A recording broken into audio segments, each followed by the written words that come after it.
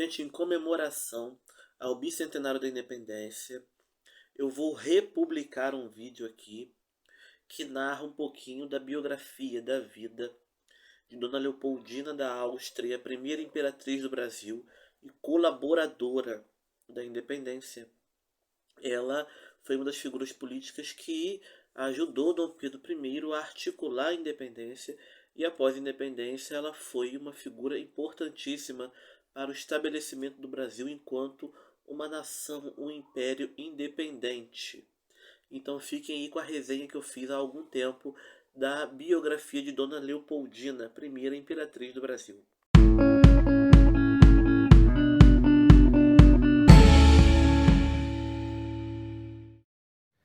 Gente, bem-vindos a mais um Book Júlio. Hoje eu estou aqui para falar de um livro que eu, como monarquista, adorei ganhar, né?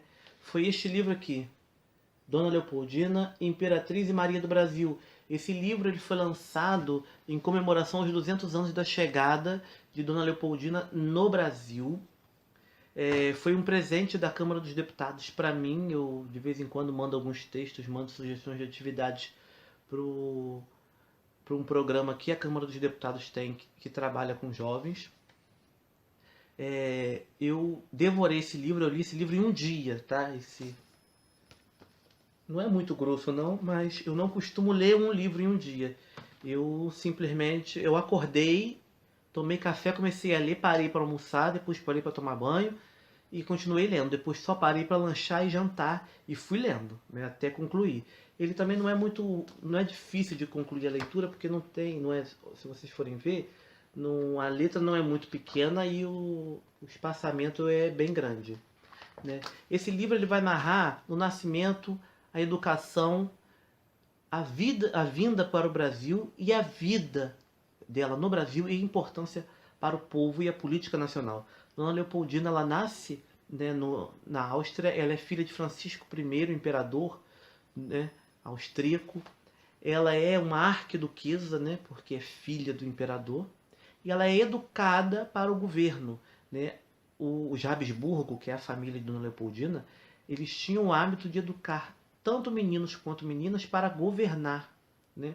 Porque eles eram dinastas, então a intenção era que o primogênito herdasse o trono da Áustria e os demais, né, se casassem com príncipes e princesas de nações estrangeiras. Dona Leopoldina, então, ela tem uma educação primorosa, uma educação exímia, né? Ela é fluente em diversos idiomas. Tem uma novela que mostrou aí Dona Leopoldina, que é Novo Mundo, né? Que mostra Dona Leopoldina vindo para o Brasil com sua professora de português. Ela sim estudou português assim que descobriu que se casaria com um príncipe português, mas ela não veio com professora de português para o Brasil. E ela, no início do casamento, conversava com Dom Pedro em francês. Dom Pedro era fluente em francês, ela também. Então eles conversavam em francês e ela foi aprendendo a língua portuguesa no Brasil, tá? Dona Leopoldina, ela foi a segunda mulher a governar o Brasil, tá?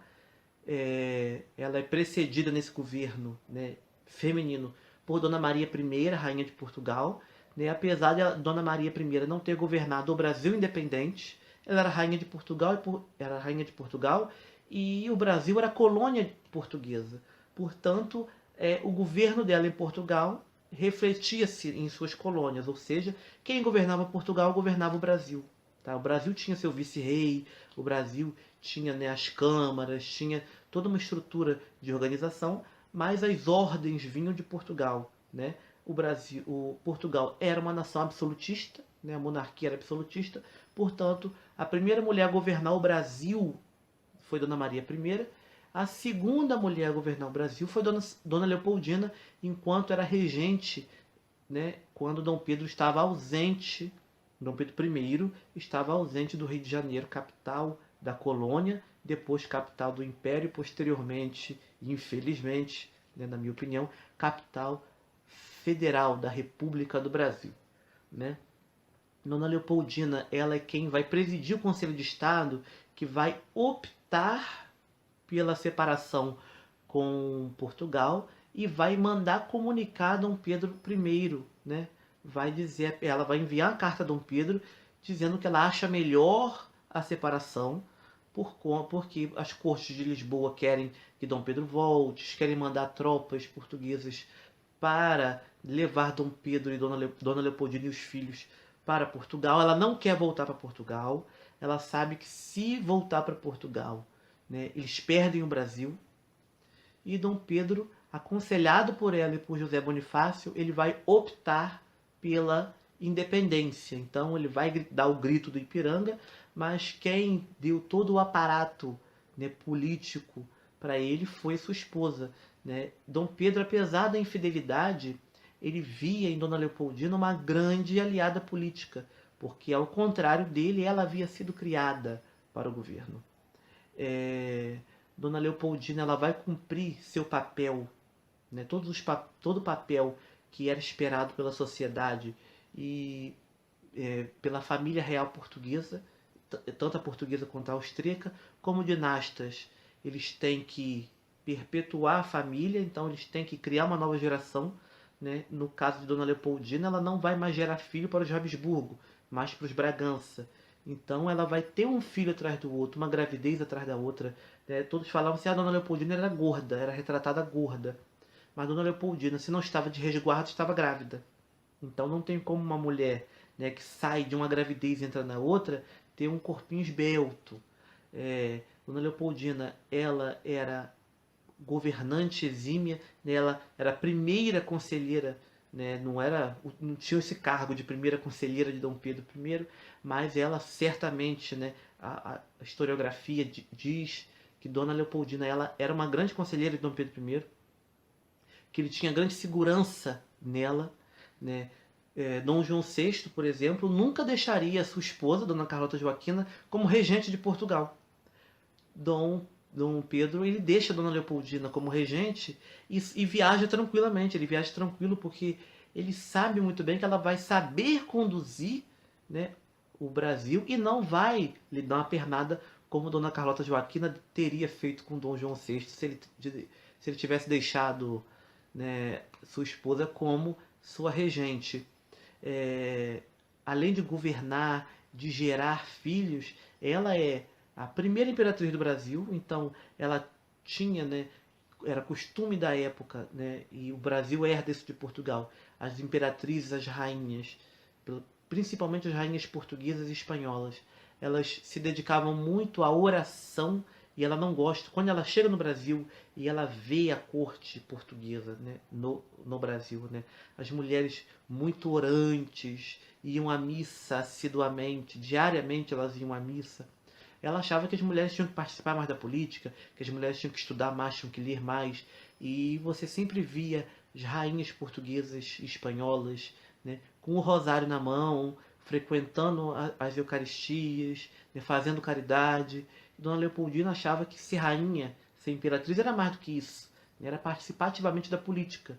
Mas ela fazia suas caridades, inclusive vendeu joias e se endividou, né, para poder ajudar as pessoas que ela achava que necessitavam e que realmente necessitavam.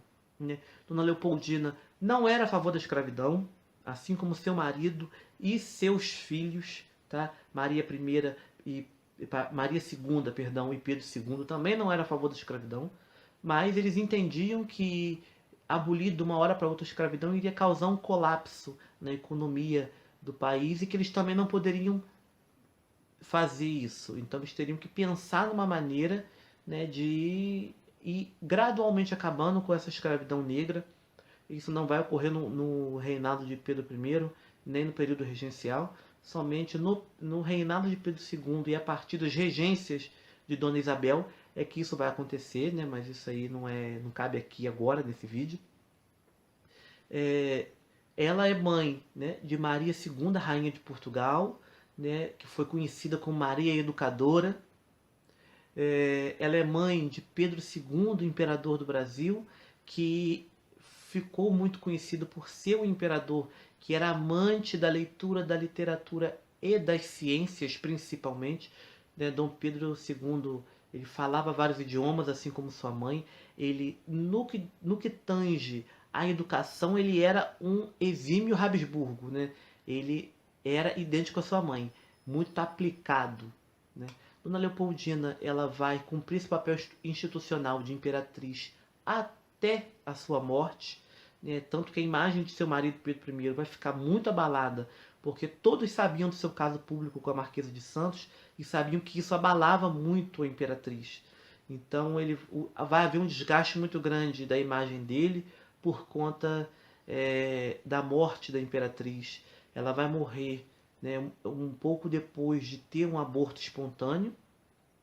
E Dom Pedro está viajando, ele volta. Então tem o funeral dela, tem o beijamãos, né, no funeral. Então ela está lá com a mãozinha para fora. O corpo já está entrando no estado de decomposição, mas o povo mesmo assim vai venerar, mesmo assim o povo vai, né, prestar suas homenagens. E diversas outras homenagens após a morte de Dona Leopoldina foram, né, realizadas para ela. Dona Leopoldina foi e continuará sendo sempre Leopoldina, Imperatriz e Maria do Brasil. Maria para homenagear a mãe de Jesus Cristo, Maria Santíssima, e para homenagear também as infantas portuguesas que recebiam o nome de Maria para homenagear a mãe de Jesus. Dona Leopoldina passou toda a sua vida aqui no Brasil, se dedicando ao povo e à nação brasileira. É uma, né, das patronas da independência do Brasil e uma das pessoas que tornou possível que o nosso país, que o nosso Brasil se tornasse independente e grande.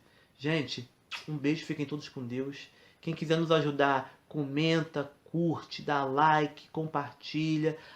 Quem estiver nos assistindo pelo YouTube, né, clica lá no sininho para vocês saberem, né, dos próximos vídeos que vão ser postados aqui. E ó, beijo, até o próximo Book Júlio.